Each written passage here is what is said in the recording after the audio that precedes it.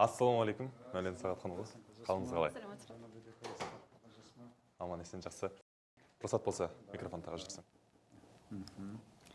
Үлкен бір жақсы бастамамен шығыпсыздар. Бірге кітап оқиық марафон енді бастаған екенсіздер. Енді өте құптарлық іс, өте маңызды бастама.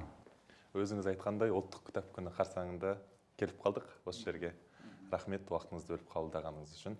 Мемлекет басшысы Қасым-Жомарт Кемелұлының жаппай кітап оқитын ұлтқа айналдыру идеясына өз үлесімізді қосу мақсатында Аманат партиясының қолдауымен бірге кітап оқиық жобасын бастадық.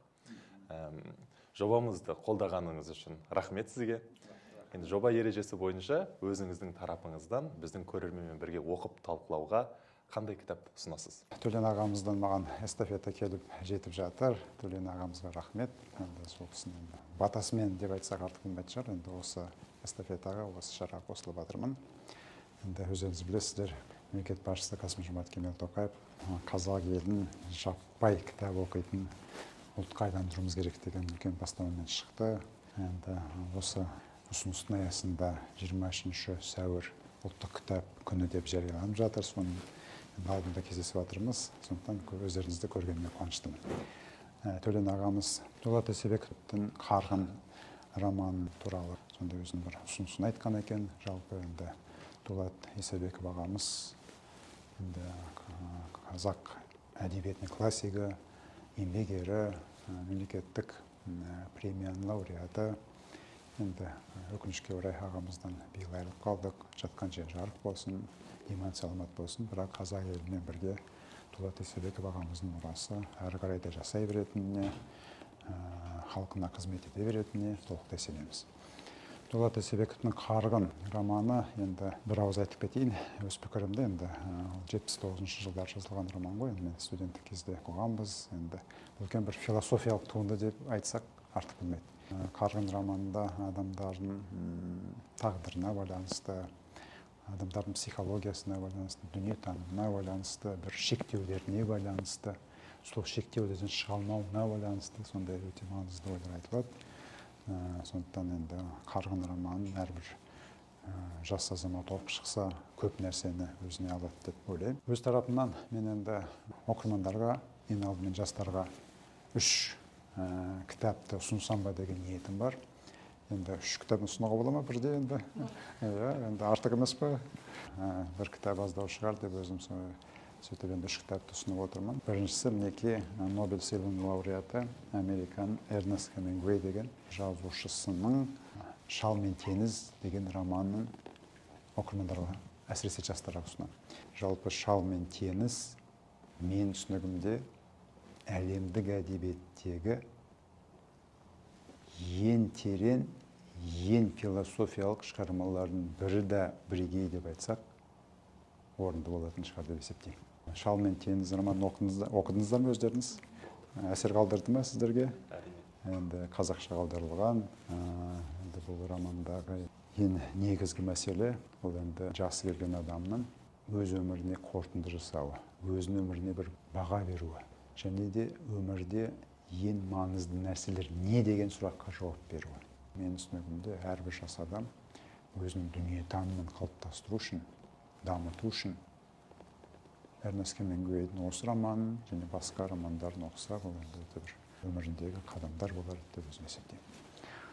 Екінші мен енді ұсынып отырған кітабым бұл енді Юваль Ноа Харари деген ғалымның кітабы «Сапиенс» деген, жастарымыз да білетін шығар. Егер де кейбір жастарымыз бұл кітапты оқымаса, әсіресе жаңағы өмірге қадамдарын басып келе жатқанында жігіттер, қыздар осы кітапты оқушыға мен өзім сондай кеңес беремін. Харари бұл енді тарихқа балама көзқарасты оқырмандарға ұсынады. Адамзат қалай қалыптасты? Homo sapiens қалай дамыды?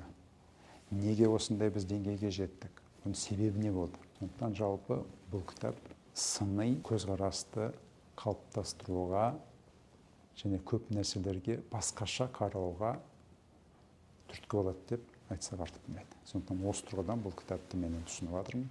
Сондықтан жастарда көп нәрсеге жаңаша қарау керек. Бір жаңа жолдарды іздеу керек. Дәстүрлі проблемаларды шешудің бір жаңа түрлерін іздеу керек. формаларын іздеу керек, жаңа бір тетіктерін іздеу керек. Сондықтан енді осы тұрғыдан осындай енді бір түрткі болсын, сыни көзқарасын қалыптастыруға қызмет етсін деп осы кітапты мен жастарға ұсынып жатырмын. Әрине, көп пікірмен келіспейтін де жастар болуы мүмкін. Мен өзім де көп пікірлерін қолдамаймын, мысалы, бірақ бұл кітап адамдардың дүниетанымын кеңейтеді. Осы тұрғыдан бұл кітап өте маңызды деп есептеймін.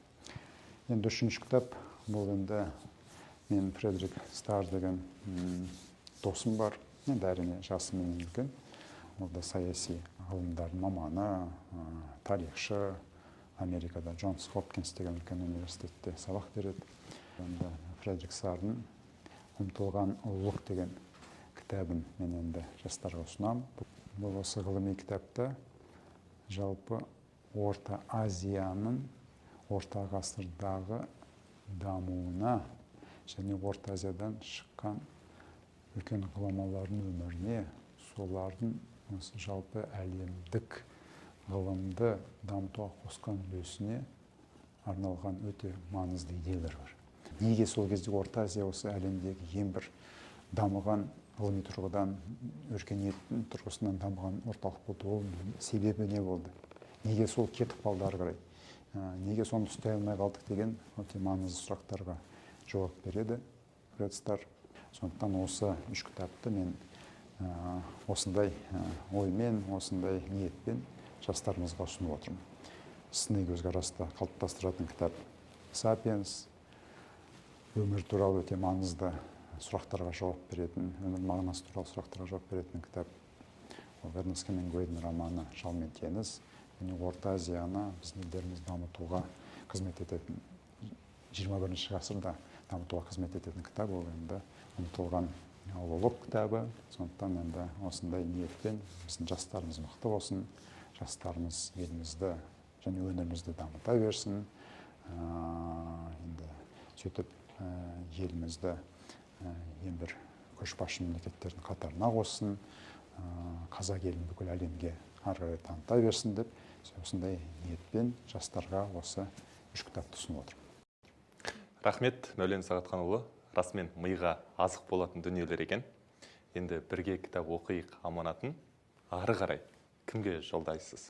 Бірге кітап оқиық эстафетасын ары қарай белгілі маман, осындай кітаптарды қазақшаға аударуға үлкен үлесін қосып жүрген азамат Рауан Кенжеханұлына ұсынамын. Ары қарай да енді осы эстафета ары қарай жалғаса берсін, дами берсін. Елімізде кітап оқитын жастар көбейе берсін. Енді осындай бастамалардың, басқа бастамалардың нәтижесінде президентіміз айтып кеткендей, қазақ елі жаппай кітап оқитын ұлтқа айналсын.